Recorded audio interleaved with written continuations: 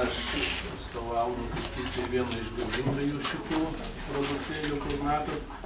Ir čia bekalbėdami principai išsakė visas mano mintis. Daugiausiai jų ponas Stasys pasakė, kad šitą gražų daiktą blogai rūšiuoti nebekyla ranka.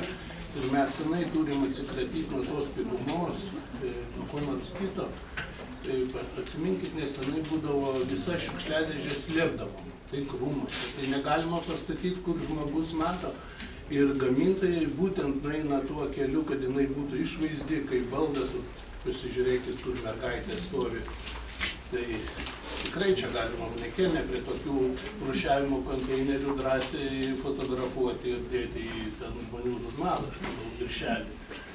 Ir šita koncepcija, vėlgi toliau kolega, aš turbūt pavadinsiu Marių, tikrai nieks nedingsta, jeigu paimtų šitą dėžutę, tai yra 100% iš perdirbtų daiktų.